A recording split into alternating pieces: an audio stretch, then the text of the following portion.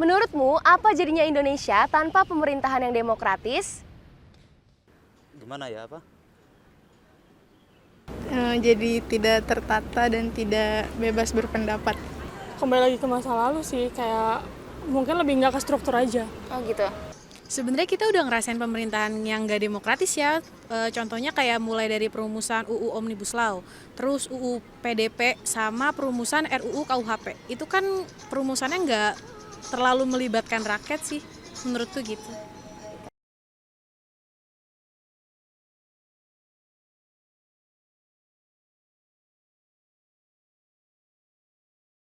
Sebagian dari kita ternyata masih belum paham apa itu demokrasi. Padahal Indonesia menganut paham demokrasi. Nah, kalau kamu udah tahu belum apa itu demokrasi? Menurut Abraham Lincoln, demokrasi adalah sistem pemerintahan yang diselenggarakan dari rakyat, oleh rakyat, dan untuk rakyat. Dari pengertian ini bisa disimpulkan kalau kekuasaan tertinggi di negara demokratis bukan ada pada presiden atau wakilnya, melainkan ada di tangan rakyat. Yap, bener banget, di tangan kita. Nah, sejalan dengan Abraham Lincoln, demokrasi ala Indonesia juga dihendaki atas nama rakyat seperti termuat dalam Undang-Undang 1945 Pasal 1 Ayat 2 yang berbunyi, kedaulatan berada di tangan rakyat dan dilaksanakan menurut Undang-Undang Dasar. Kalau kita tafsirkan pasal tadi, mengandung makna bahwa kekuasaan tertinggi dipegang atau berada pada kehendak rakyat. Namun, penyelenggaraan kekuasaan tersebut didasarkan pada UUD 1945.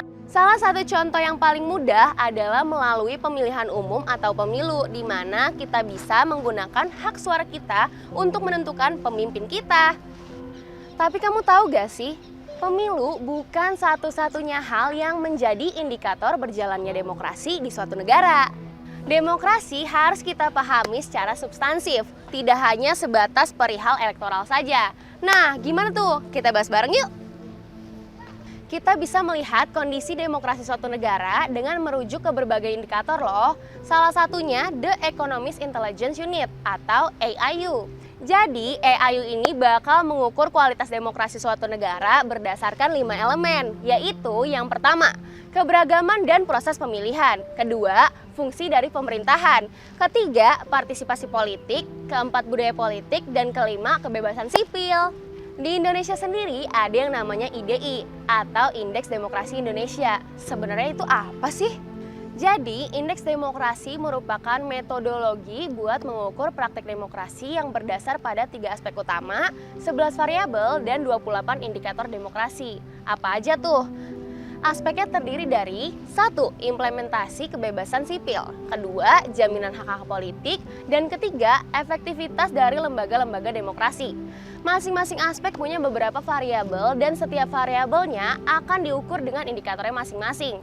Kita bahas satu-satu ya. Aspek pertama, implementasi kebebasan politik punya beberapa variabel, yaitu kebebasan berkumpul dan berserikat, kebebasan berpendapat, kebebasan berkeyakinan, serta kebebasan dari diskriminasi. Nah, semua itu diukur dengan indikatornya masing-masing, seperti 1.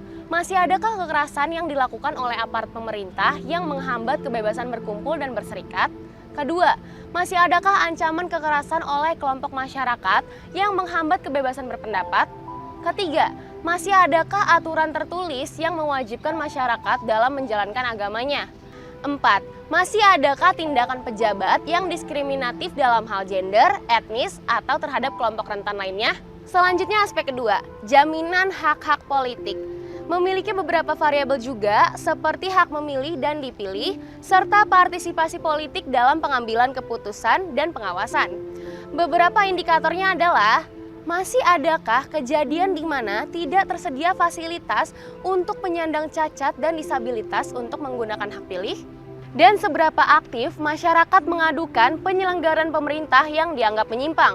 Lanjut, aspek yang ketiga, efektivitas dari lembaga-lembaga demokrasi.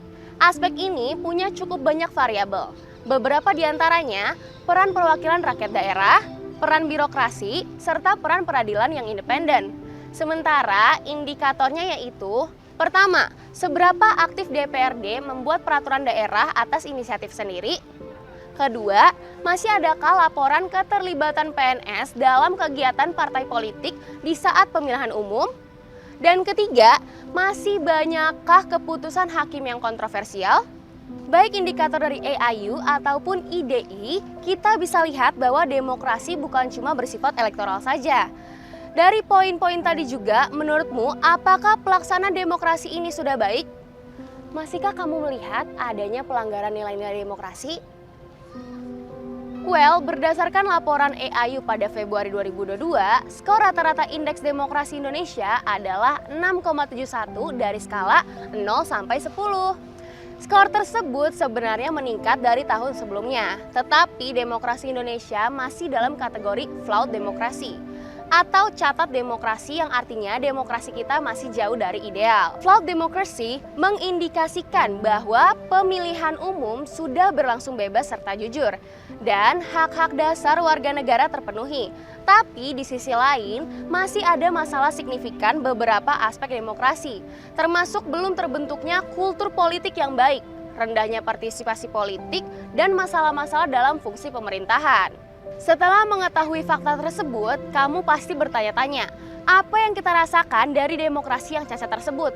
Nah, tentunya kita jadi merasakan pemerintahan yang gak berpihak kepada masyarakat, dan efek negatifnya tentu akan berdampak ke masyarakat itu. Bahkan kita sudah merasakannya dari situasi yang akhir-akhir ini terjadi. Contohnya ini, sadar gak sih kalau perumusan RUU seringkali tidak melibatkan masyarakat? Seperti saat perumusan RUU Cipta Kerja. RUU Cipta Kerja dinilai cacat karena sudah disiapkan dari jauh hari tanpa melibatkan masyarakat. Beberapa pasal ini dinilai akan nyata merugikan masyarakat, seperti pengekangan aspirasi rakyat atas penolakan investasi, upah murah dan santunan yang diturunkan, terbukanya keran impor yang bisa mematikan harga lokal, hingga ancaman bencana ekologis. Serem gak sih? Gak berhenti di situ, ada lagi dampak negatif yang masyarakat rasakan dari demokrasi yang cacat. Sekarang ini sering terjadi pengekangan kebebasan berekspresi. Contoh nyata adalah dengan hadirnya UU ITE yang membelenggu kebebasan berekspresi dan berpendapat masyarakat. Dampak lainnya dari demokrasi yang cacat adalah politik dinasti yang semakin menguat.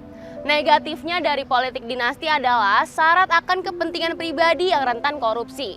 Sejak 2004 hingga 2022, sudah ada 1.310 kasus tindak pidana korupsi yang ditangani Komisi Pemberantasan Korupsi alias KPK. Dari angka tersebut, mayoritas terjadi di instansi pemerintah kabupaten atau kota senilai 537 kasus. Jumlah ini setara dengan 40,99% dari total kasus korupsi dari periode itu. Wah, banyak banget kan? Sampai sini, saya yakin kamu semakin sadar bahwasannya demokrasi itu bukan cuma soal pemilihan umum aja.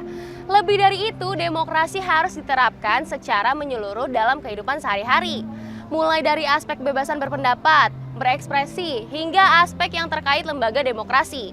Indonesia merupakan negara demokrasi ketiga terbesar di dunia, namun masih di dalam kategori cacat demokrasi. Nah, melihat fakta ini, sudah seharusnya pemerintahan berupaya meningkatkan kualitas demokrasinya.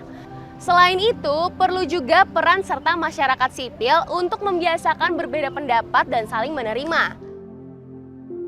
Hai, terima kasih telah menonton Tifapedia. Sebarkan video ini ke orang-orang di sekitarmu. Ikuti dan pantau juga media sosial kami @Tifa Foundation untuk update informasi seputar masyarakat terbuka di Indonesia. Terima kasih.